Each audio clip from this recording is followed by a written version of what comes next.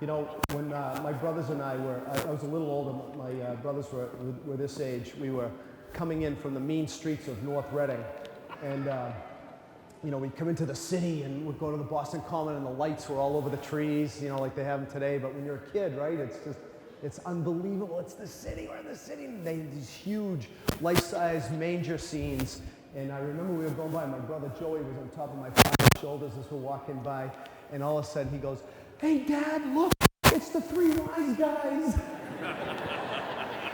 And he wasn't pointing to us, right? He was pointing to these guys, huh? Well, whether it was three wise guys, three kings, three queens, like three people, maybe it was a whole caravan of people. What's most important that we know about the Magi, and we know very little, is that they were after something on the heart level. They were searching and seeking. And they found this Jesus, and then they had to ask themselves, what does this mean? Who is this baby? What is it that the angels foretold and the prophets spoke about? And isn't it the same with us? I mean, I'm going to say that every single one of us in this church, and some of us have been forced to be here this morning. We prefer to be back in bed or, you know, out to brunch right now. But we're all seekers. Otherwise, we wouldn't be here on some level. We're all searching. Because I hope you're not coming just for the guy in the middle aisle. And I hear it said all the time. You weren't there. Came to hear you. You're the only reason to go to church.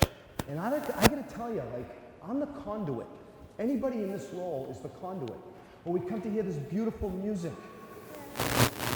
We don't just come to hear the music or hear the preaching. We're the conduits that lift people to deeper places or higher places. Who are we coming to see? Christ Jesus, huh? We're coming to connect with him. And you might be like, uh-oh, here we go. This is the crux of what we believe.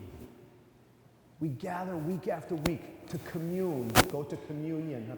Commune with the one who wants to commune with us, to get to know. We're seeking and searching.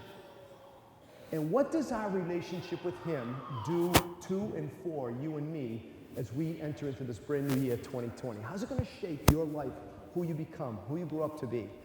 How's it going to shape us in the later years? How does this relationship with Jesus enhance your life and mine? Just think about it on the personal level. Just immediately think of somebody right now with whom you and I have a relationship, who we love and respect deeply, and we think, God, our lives have been enhanced by this person. Who comes to mind? And you know what? I want us to use our imaginations this way with Jesus. Being in relationship with the Lord, just as in a relationship with each other, even though we can't see him and hear him, whatever the image is that you and I have will enhance your life and mine. Otherwise, this is all bunk. Because it doesn't matter how many friends you have, or how much money I have, or how many things we've acquired in life when cancer comes, or when the depression doesn't lift, or when the darkness is so overwhelming that the cynicism takes over. None of that stuff lasts. But it's the relationship with God, it's the relationship with Jesus that gets us through all the things, the dyings and the risings, the deaths and the births, whatever they look like throughout life.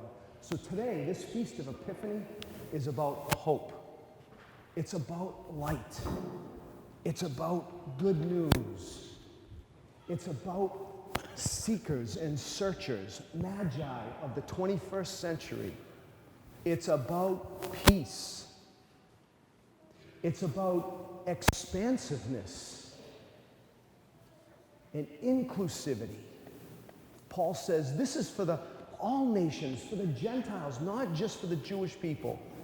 And yet what has happened to us? We become so parochial in our religious expression. We're Catholics and Protestants and Orthodox. We're not even saying we're all Christians. We're evangelicals. We're Hindus and Muslims and Buddhists and Zoroastrians and Jews. We're Sikhs. We're a million different religions. And yet the good news about Jesus for seekers is that he promotes not a particular religion. By the way, Jesus' last name wasn't Christ. Does everybody know that? Not everybody does, you know that, right? I say it smiling, but they don't. His last name wasn't Christ. Christ is Greek for Christos, Messiah. Jesus, the Messiah. Jesus, the Christ. Or sometimes we'll hear, in Christ Jesus, Messiah Jesus. We don't know what his last name was. He was of the line of the house of David. And he also, I got news for you, he wasn't a Catholic. Do you know that? He wasn't a Protestant. He wasn't Orthodox. He was a what? He was Jewish.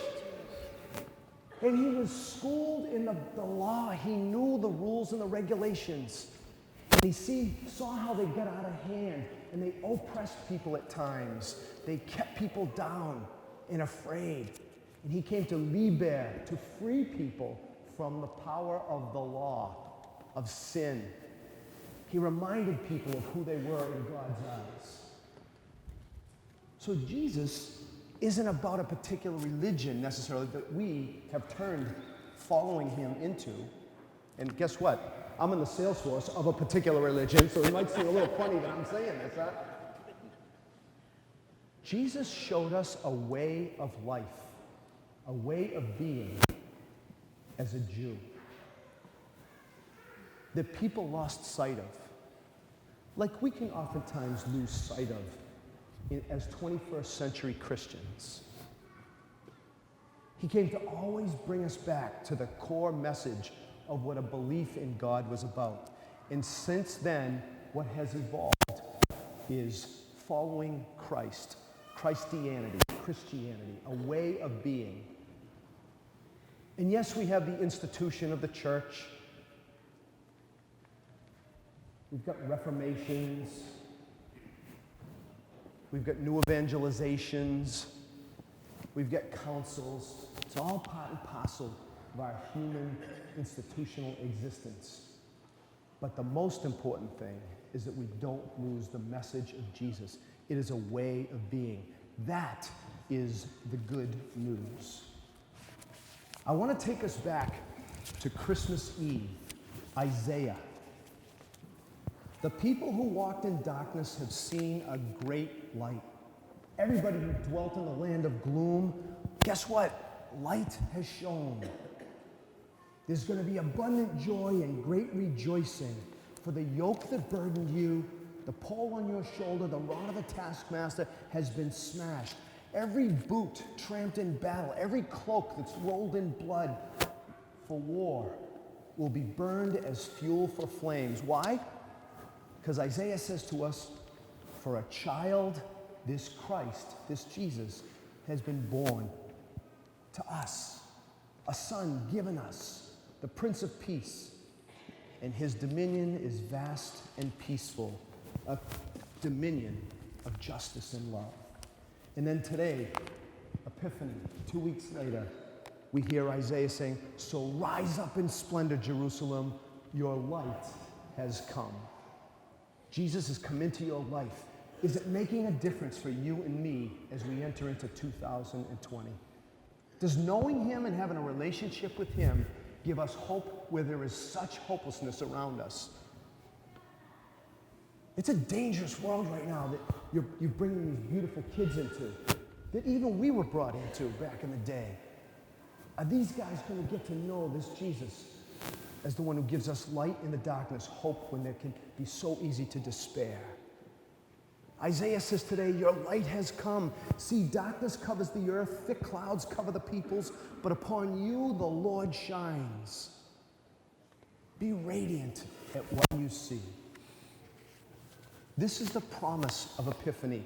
Light, hope, good news, seekers, peace, expansiveness, inclusivity, all nations. And then lastly, it's about those Magi coming home another way. Do you think that's just about Google Maps?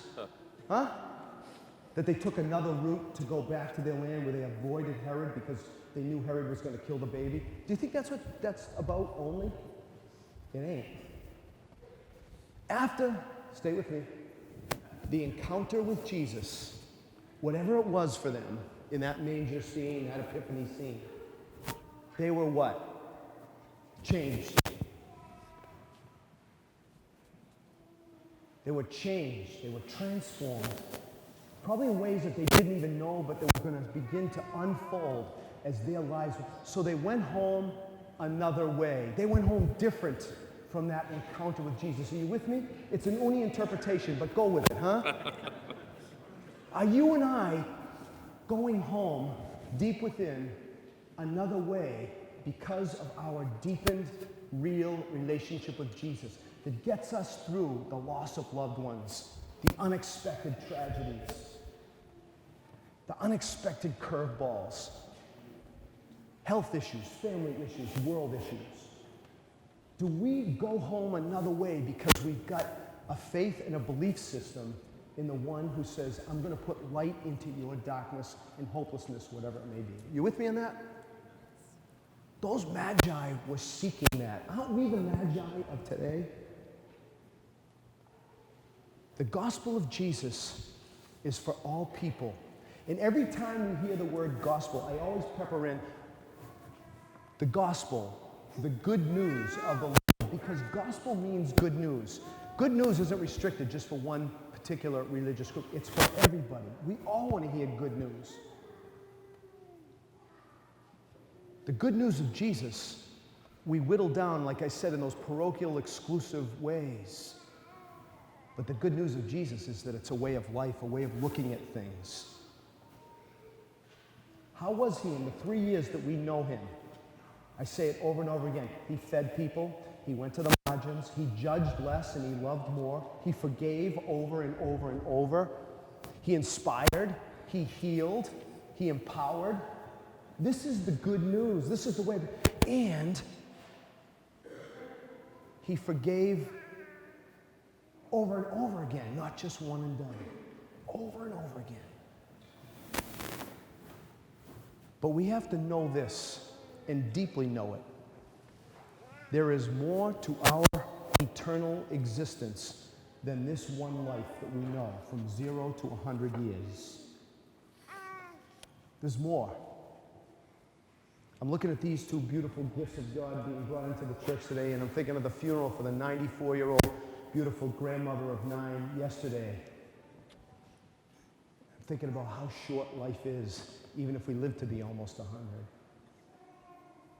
We're just moving through, man.